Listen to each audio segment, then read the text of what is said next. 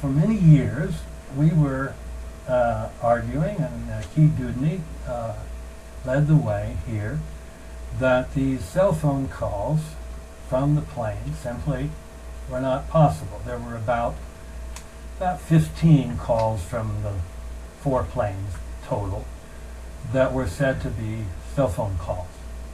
And many of the calls that were most important for getting the story in the public mind about these hijackers on the plane were said to be cell phone calls. And 3 or 4 of the calls were said to be from Tom Burnett on Flight 93, who called his wife Dina Burnett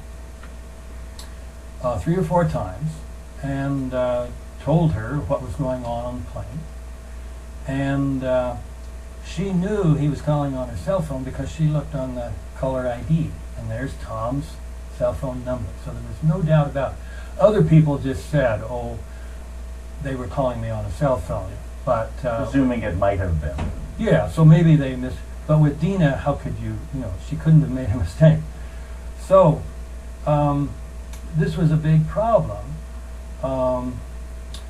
So in 2004, the FBI changed its story just before it turned in its report to the 9/11 Commission and said, actually, there weren't any high altitude. That was Keith Dudney's point. Cell phone calls might be possible from an airliner, but only from a very low altitude, not from 30,000, 40,000 feet. Right. So they said there were only 2 cell phone calls, and those were when Flight 93 had gotten down to 5,000 feet. The Ed Felt call was at 300 feet. Well, they said 5,000. Maybe they've modified that in C.C. Lyles. So that was a rather remarkable change. They didn't tell the general public, because the public has gone on to this day believing there were cell phone calls from the plane. But if you read the 9/11 Commission report carefully, they never commit themselves to it, and in one of their background papers, they indicate there were only 2. Now, what do you do about Dina Burnett's calls?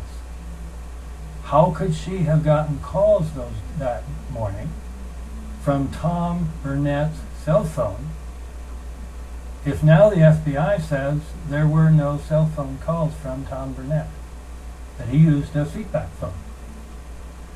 Now, the story gets worse yet. The most famous of all the calls from the plane were from Barbara Olson. She, of course, was a very well-known commentator on CNN. She was married to Ted Olson, who was the Solicitor General for the Department of Justice and had been very instrumental in getting Bush and Cheney elected in the disputed 2000 election. He told CNN that she had called him that morning from Flight 77, called him twice, talked to him for about a minute each time. He was uncertain whether it was cell phone or seatback phone. He went back and forth. But he said she reported that there were hijackers on the planes. They moved them all back to the crew and passengers to the back of the plane. And they were armed with knives and box cutters.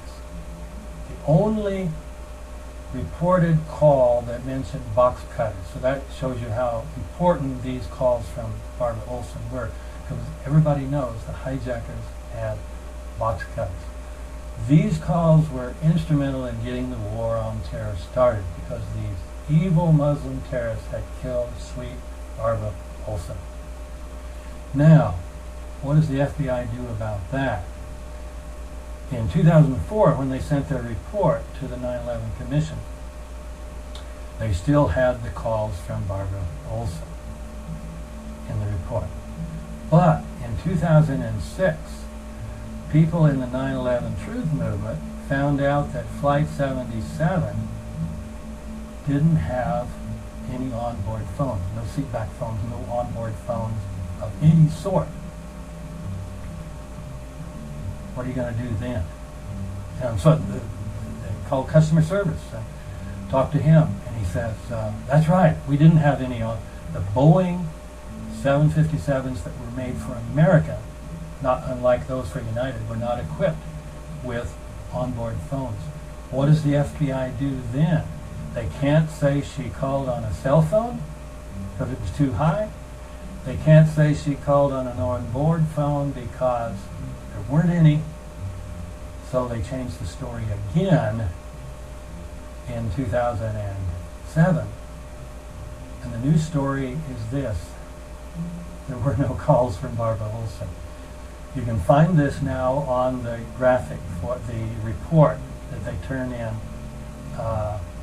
for, 2006, that's when they changed the story, for the Moussaoui trial.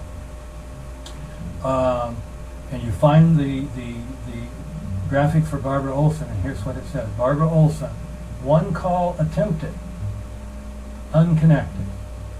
And they always then say how long it lasted.